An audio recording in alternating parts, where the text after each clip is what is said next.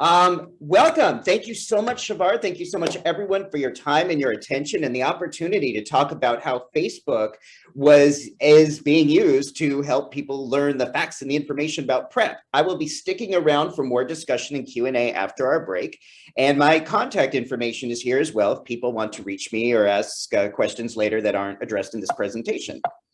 Now I'm going to figure out how to advance, the screen. So I want to flash back a little bit. I'm not going to go all the way back, but I just want to show this graph that reflected the CDC's data that was showing what the trajectory of HIV appeared to be in the US between 1980 and 2010. I started working in HIV prevention, volunteering and working in HIV prevention around 1991. And you can see from 1991 onward on that upper blue line, basically in the US, we were staying about 50,000 new infections every year. Not a lot more, not a lot less, but it was pretty stagnant. I was working with the New York Blood Center at the time when this graph came out in 2010, and it was like, we're really not making a lot of progress here in our goals. My goal at the time was to be doing education and information about HIV vaccine research. But as we saw these rates increase, and as we also saw that not only were these rates, the general rates were staying stagnant, but the ages of men who have sex with men that were being diagnosed with HIV were also increasing exponentially. And that itself was a problem. In response to that problem in New York City, they decided to try a campaign. And this is what it looked like. This is absolutely the campaign. Now, here's what I want to point out about this. In 2010, New York City put out a series of ads targeted to young men of color. And what they were trying to do clearly was to change that blue line and change those exponential rates for young men of color. But well, you can judge for yourself if this campaign would have been successful doing that. Basically, these were scare tactics. The models are looking away from the camera, and it's always use a condom. And it's these ideas that if you get HIV, you're more likely to get anal cancer, osteoporosis, dementia. And then the fourth one was an ad that ran that was just a guy crying. And regardless of what we think about this campaign, it absolutely did nothing to support or sustain or encourage testing. So it was against this backdrop that I was doing HIV outreach and vaccine recruitment in New York City. And at the same time, we learned about this breakthrough. The New England Journal of Medicine at the end of 2010 came out with this amazing news that pre-exposure chemo prophylaxis for HIV prevention in men who have sex with men. This was basically the beginning of the science that told us that when someone who was HIV negative took Truvada, that their ability to acquire HIV was reduced by about 99% or more. And this was the early stages. They were still figuring out a lot of the data, but that was basically the message. Because I was doing HIV education in the community, it was important I learn about this because I was likely going to get questions about this. But I ask you, anyone on this call or anyone on this, who actually learned about this when this actually came out at the end of 2010? Anyone? I mean, maybe some people did, but for the most part, this news came and went. It wasn't covered by the media. It wasn't discussed in New York City. And I never got asked about it when I was out in the field doing education and recruitment. So the news kind of came and went, and it didn't really go anywhere. For myself, throughout 2011, I started learning more about PrEP, and for various reasons decided this was probably the right strategy for me to remain HIV negative. So I started using it. I started using it July 19th, 2011, and was like, oh my God, this is amazing. This is an amazing thing. I've never had this kind of control over my body before. I've never had this agency in staying HIV negative before. I can have sex without condoms and not get HIV. This is really a miracle. And I got so excited about that, I started talking about it. But I want to be clear, at the time, I wasn't being open about it because the New York Blood Center at the time did not support this. And it was not FDA approved. So I was like, all right, I can't really go too far with this whole PrEP thing.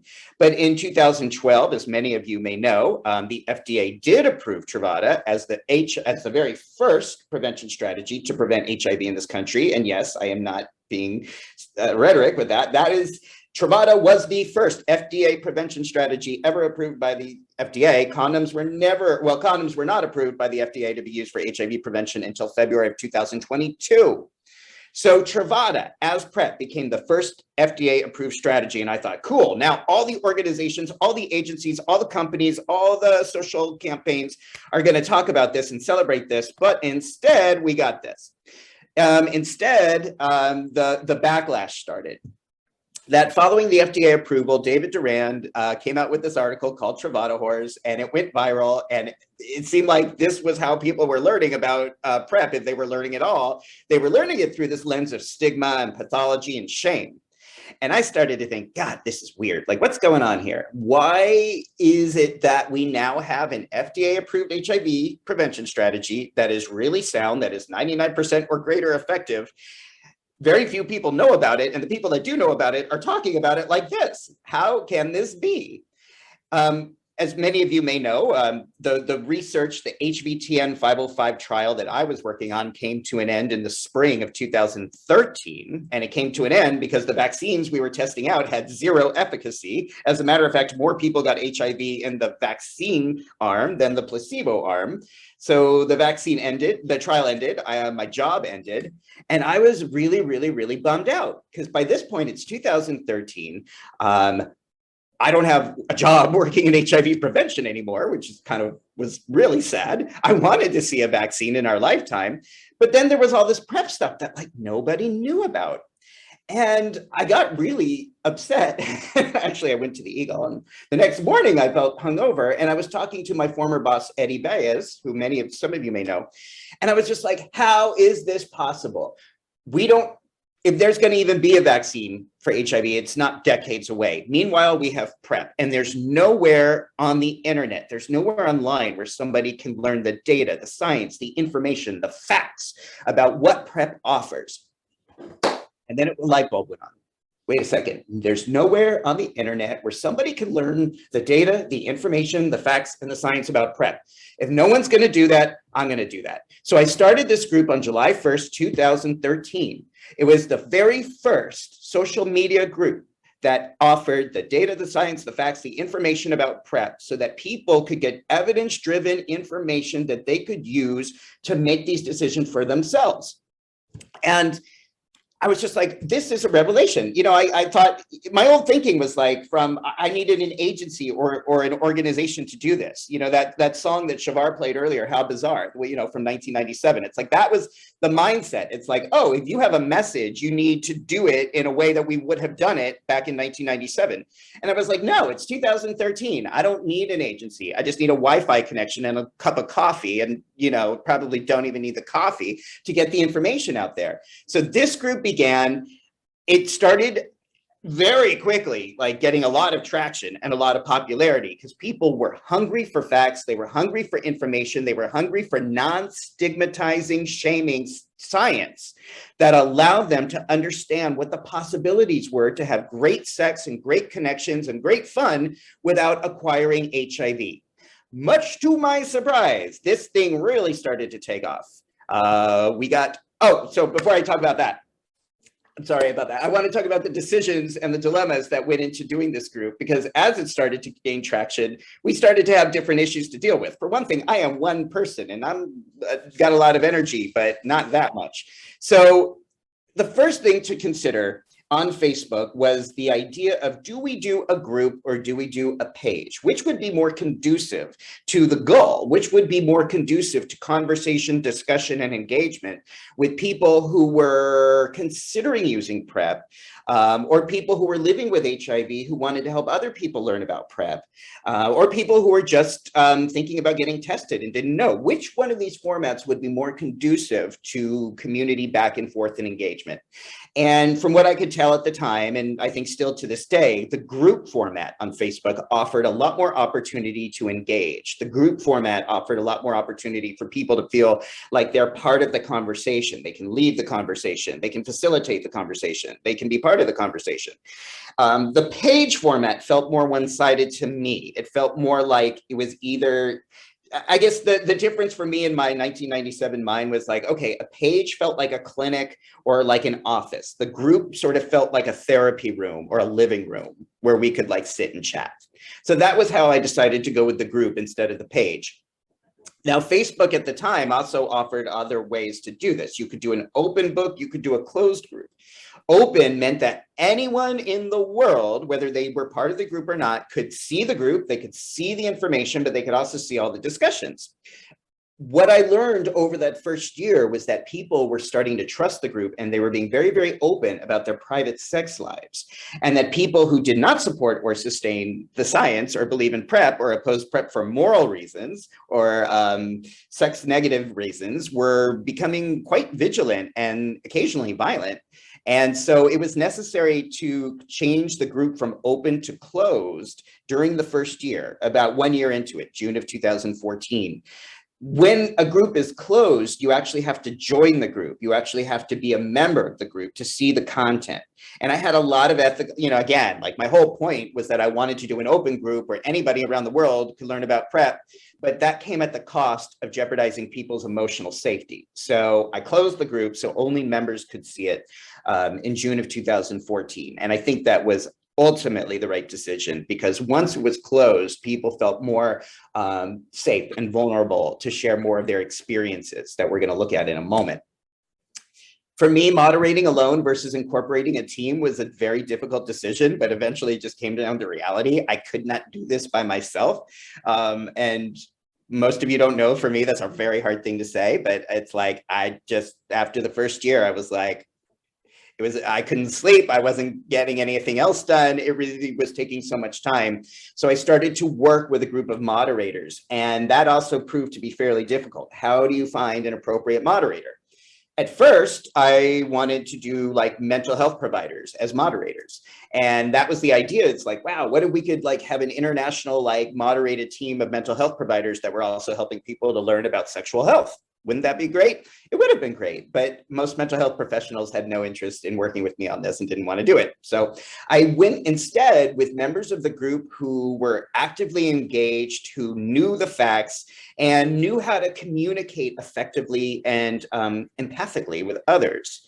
And so I started asking people who were active in the group if they would be willing to moderate the group or do some moderation. And I didn't have a schedule for that. I didn't have any time frame. I was just like, look, you're already in the group a lot during the day and overnight. Would you be willing to take on this role? And some said yes, some said no, but some of the ones who said yes are still moderators in the group today. The guidelines for group participation were formed in the pin post, and the guidelines that were there that had to be strictly enforced, where this is a group where we had to disagree respectfully, debate empathically, treat each other as human beings. I don't know if you noticed, but Facebook's not always conducive to these kinds of ideas about treating other people like human beings, even when you don't agree with them. So that was always a tough thing to moderate, was the group participation and those standards. That is kind of what like turned into that full-time job. Dealing consistently with people who joined the group and were disruptive and aggressive and attacking and criticizing, sometimes ultimately had to be removed. And going with the quality of membership versus the quantity. In the summer of 2015, Scruff, the app, came to me and said, we love the group. We want to give you free ad time on our app so that people all over the world can join the group who are on Scruff.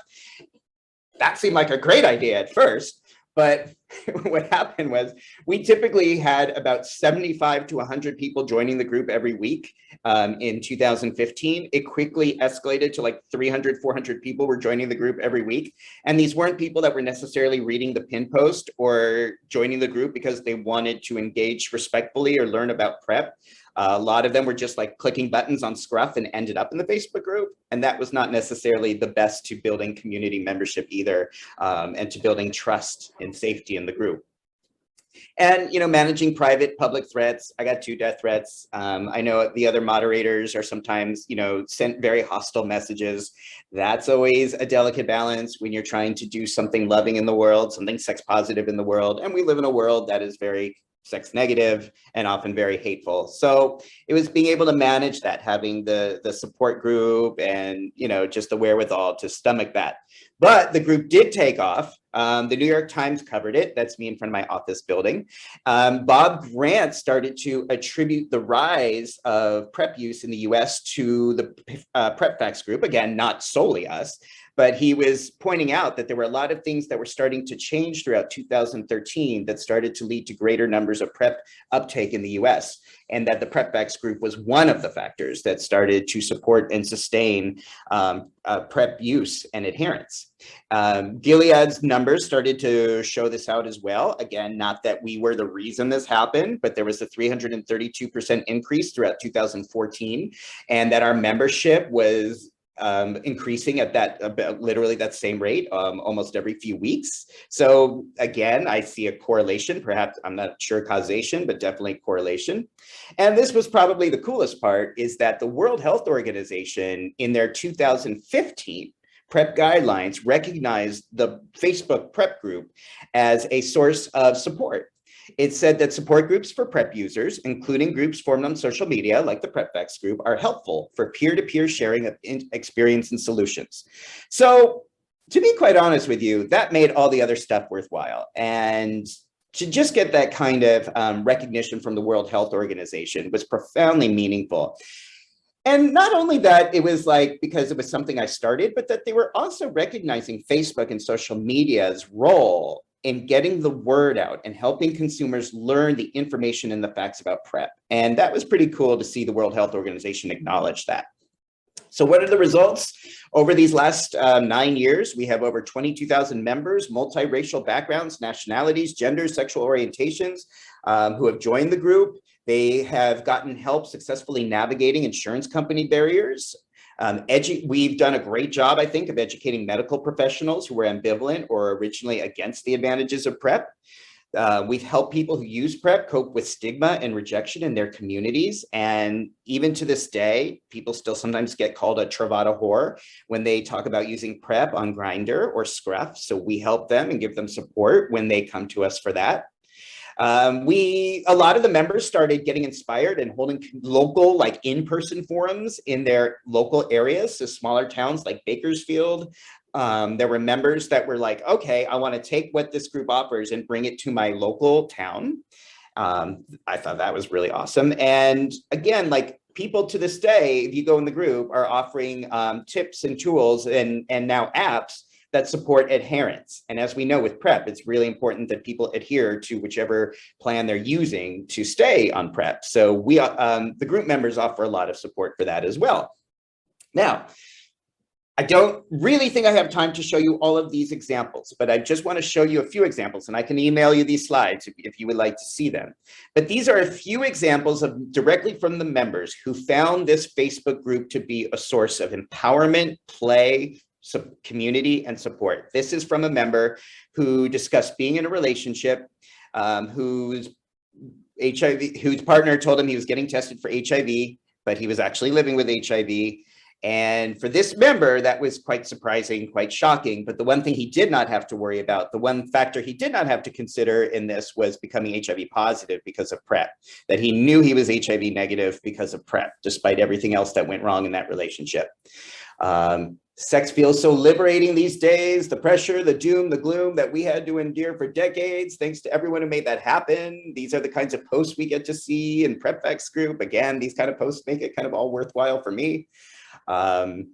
Here's one that's really sex positive. It talks about a person who went on a date and walking funny the next morning and had the ability to really celebrate and feel so good about his sexuality for the first time.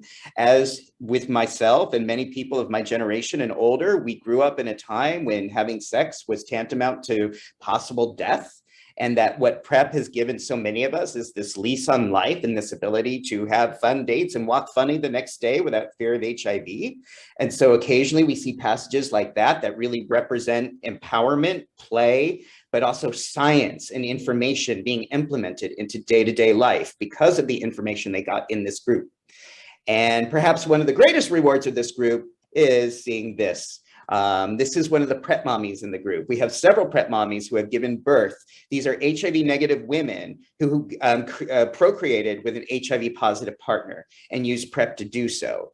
And this is one of our group members who has shared that back in 2015, how PrEP made such a difference for her, and shares that in the group as well. So we get to hear these stories as well. Now, one last thing I just want to ask you, do you remember that slide I showed you at the beginning? 2010, the New York City Department of Health had that fear-mongering campaign that was intended to try to get people to get tested for HIV, but really did quite the opposite. Remember that, everybody? Okay, so I want to show you something else now. I want to show you some different messaging, and I want to show you some different faces.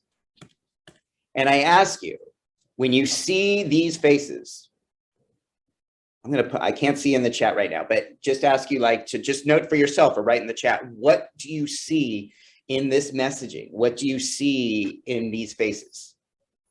What I can tell you is that this was a completely organic social media campaign that happened in the group on Facebook throughout 2015. I had nothing directly to do with this. This was just members of the PrEP Facts group who got together and they did a hashtag post your PrEP, and a lot of them are still up. And this was completely about people around the world saying, we are happy, we are playful, we are empowered, we are sexual, we are joyful, and we're not going to be ashamed of that. We're going to own that, and we're going to use Facebook and the international support to really celebrate all of the wonderful things that sexually and emotionally that PrEP has to offer us. And that's what this message was about. And again, I just look at this and I'm like, all right, this is what happens when consumer-based messaging comes together in a way that's about consumers, from consumers, for consumers. It's a very different thing. With that, that's where we're going to leave it.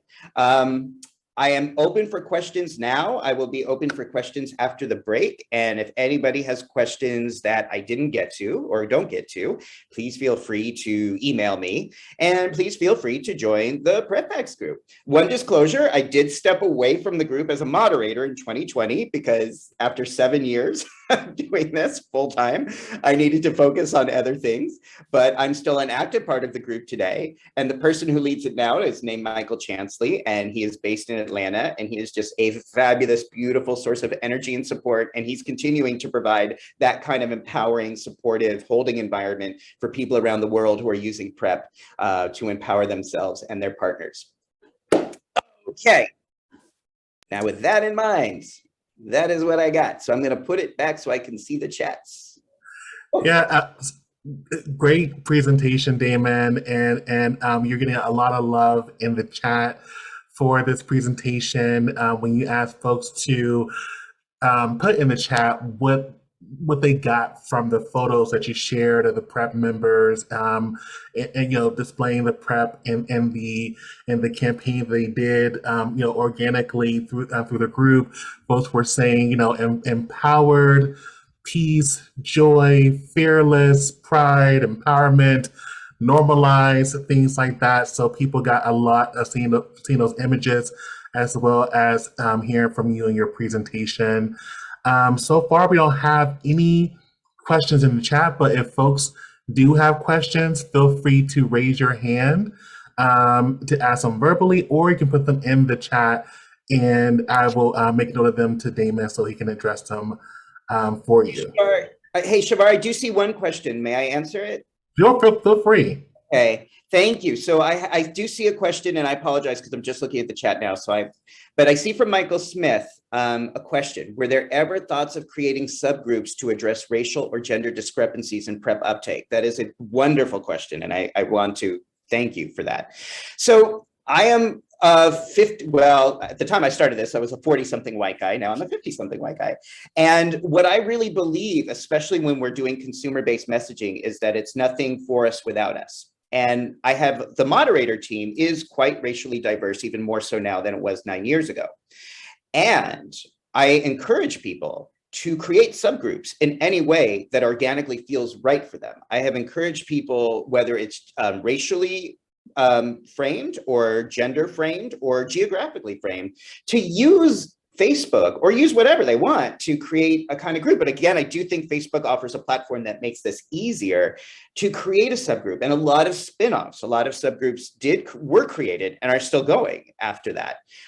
There was it's still happening. There was a transgender male group that was talking about, that started sort of as an spin-off of PrEP facts, and now has become kind of just its own standing as it supports support of science, medical facts, and PrEP facts for transgender men.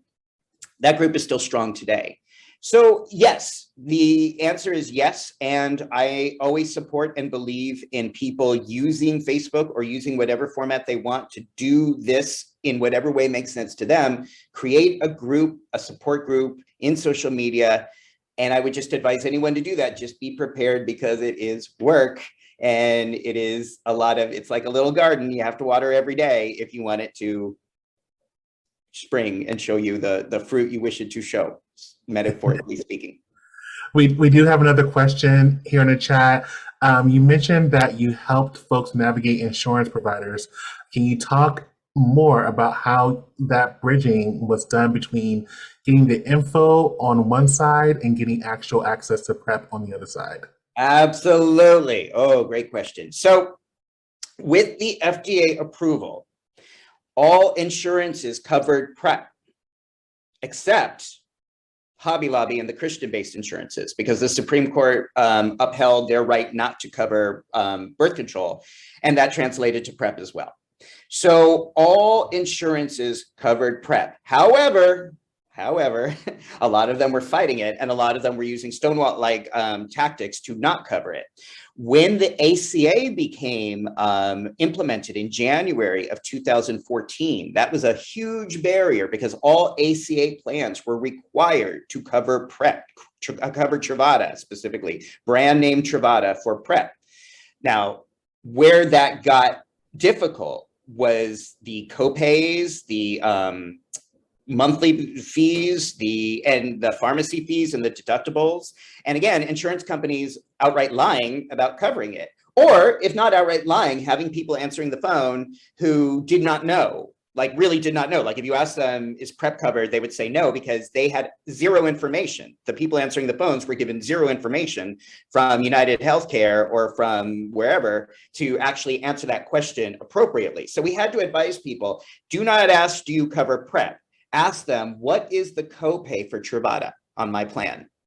Or look it up online. We started to go into these insurance companies and into their PDFs and bringing that on screen. So it's like, okay, here is, Truvada is a tier 2 medication. Here is what you would have to pay for a tier 2 medication. Here with your plan is the deductible that you would have to pay first. And I know it sucks, and I'm sorry, but that was where it got really sticky. But we started to get more and more navigators being trained to do this in the real world. And some of those navigators started donating their time in the PrEP Facts group to helping the members in the United States try to figure out and navigate the complications of their insurance. It's totally messed up, and it still is messed up. It's gotten easier now that Truvada is generic, but it is the system that is messed up, which was not specific to Truvada for PrEP. Also, what really, really helped in 2015 is that Gilead started providing the Advancing Access hotline, which is still there at 1-800-226-2056. I can type that in the box, but you probably all have that, but just in case. That is their Advancing Access line that they started providing navigators as well to work with insurance companies, fight insurance companies, help people get access to PrEP when their insurance companies were pushing back. And they were also helping people get access to PrEP when they did not have any insurance whatsoever. So that also came in handy as well. As I said back then, and I'll say today, there is always a way. It's just sometimes it's complicated, and sometimes it takes patience. And it really, really sucks that we have to go through so many hoops to get this kind of coverage. But I will say it's gotten easier as Truvada went generic. And now, by the way, Texas, thanks Texas, is, the courts are fighting back on the ACA plans. So that very possibly with our current Supreme Court might start to go backward, Right now, ACA plans must cover Truvada for PrEP, but based on what we are seeing in Texas, it may not continue to go that way. And of course, we know if Texas wins, we know other states are going to follow as well. This is why I think it's so important that we think about, if we don't work within the system, let's work outside the system. One of the loopholes in all of the insurance issue was Medicare, because Medicare did not cover Truvada for PrEP and does not cover Truvada for PrEP.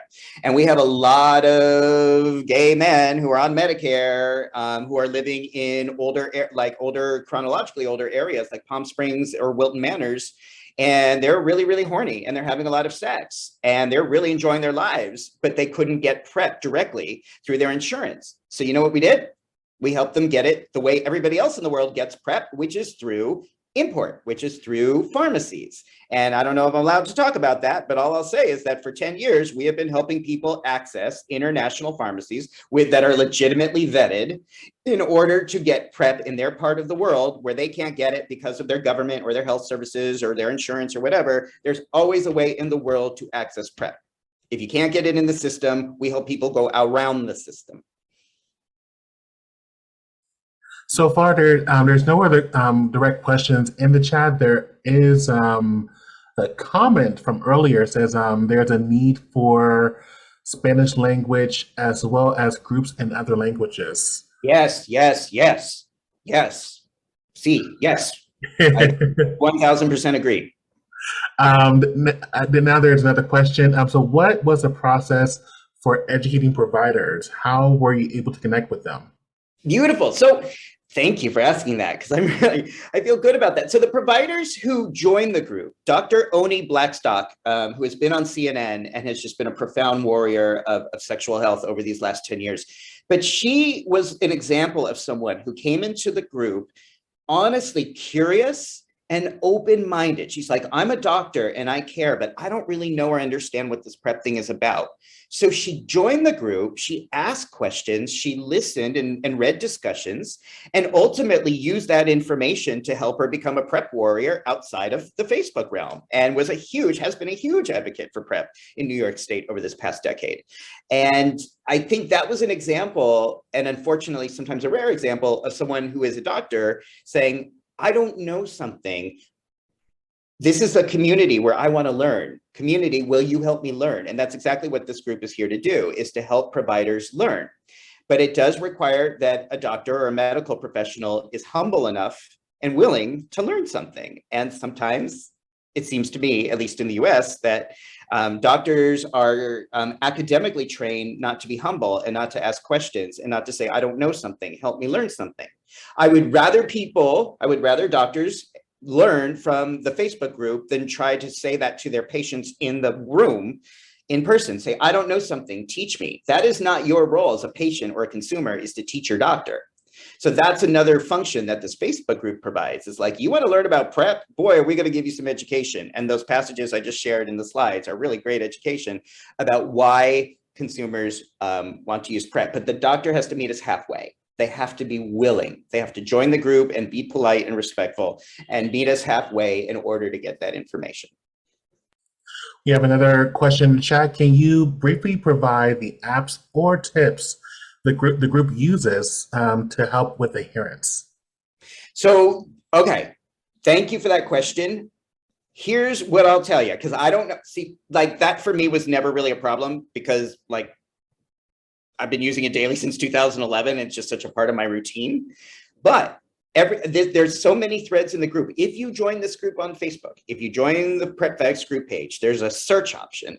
And if you type in adherence or just type in the word forget, because sometimes people say, I forgot or forget to take my meds every day. How do you all remember? If you type in the word remember, you're going to see dozens of threads where consumers are giving each other feedback and advice about which apps are helpful, how do they remember, or what kind of routines or pill boxes do they use to help them remember to take the pill on a regular basis. And of course, those using Apretude as the shot don't necessarily always have to remember the adherence issues, but for those of us still using the pills, I think that's a really helpful tool, but not necessarily my corner of expertise, since for me, it's just sort of been a non-brainer. It's like, okay, so Could I remember to take a pill every day? Well, I eat breakfast every day. I drink coffee every day. I'm on Facebook every day. So I'm sure I can integrate a pill into that somewhere. And that was how I started to remember back in 2011.